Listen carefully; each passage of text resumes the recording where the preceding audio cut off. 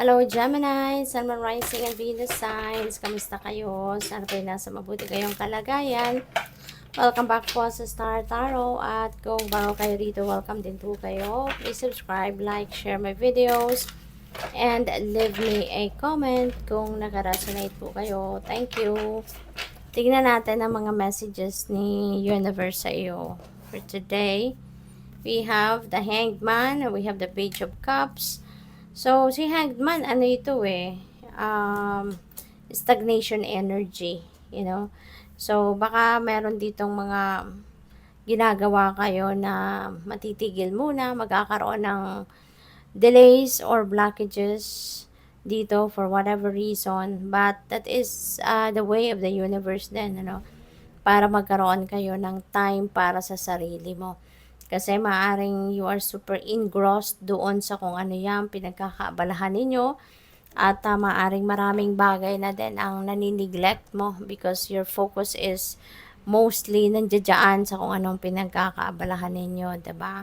Kaya ngayon, maaring ano ito ni universe, gawa ito ni universe, no? Natigil muna, magkaroon muna ng mga delay and blockages sa mga ginagawa mo, sa mga transactions mo, para na sa gayon makapag-isip-isip ka.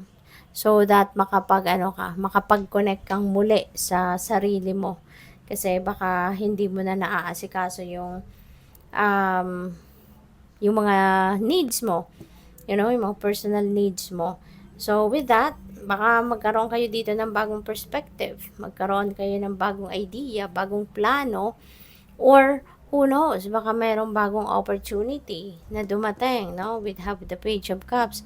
Baka mayroong bagong opportunity na dumating na yun ang bibigyan mo ngayon ng atensyon ng panahon. 'Di ba?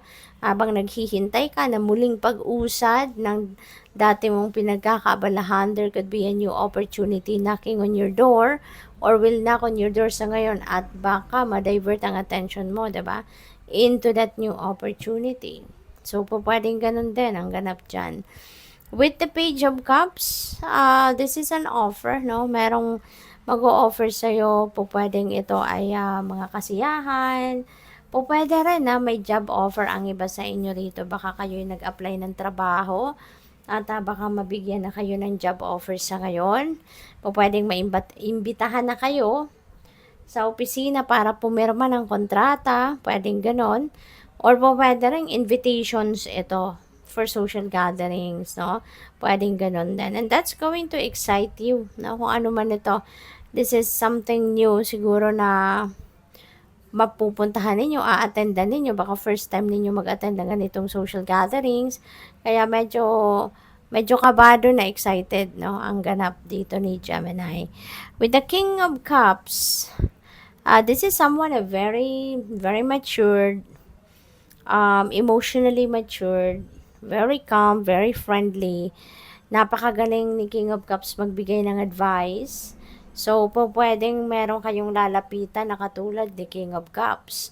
At baka kayo ay hihingi ng advice. Baka kayo ay nangangailangan ng tao na makakapakinig, no, sa mga saloobin mo, or kung may problema ka, or may gusto kang hingiin na opinion sa kanya. So, maybe you are going to reach out to someone, no, na katulad ni King of Cups. That is someone na Cancer, Scorpio, Pisces, no?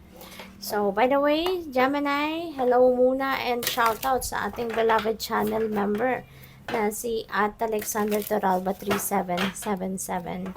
Maraming salamat po for your support. Sa patuloy ninyong pag-share ng blessings with me, maraming salamat. At maraming salamat din po sa lahat na nag-subscribe na. At kung hindi pa kayo nag-subscribe, subscribe na po kayo. And also, if you would like to join the membership po, pakiclick na lang po ng join button sa baba ng video. Okay? Thank you. Sa mga cross-watchers din, hello po sa inyo. You're welcome dito sa channel. At sa mga hindi nag-skip ng ads, thank you po for your support. Taking action, no? Ito na yung kailangan ninyong gawin after siguro na makapagnilay-nilay kayo, makapagmuni-muni kayo. You are not going to hold back anymore. Hindi na kayo magpapatumpik-tumpik pa, hindi na kayo magmamanya na habit. You are going to take action right away. Once na napag-isipan mo na ang gagawin mo, napag-isipan mo na yung kung anong direksyon ang gagawin mo, you are definitely going to take action right away.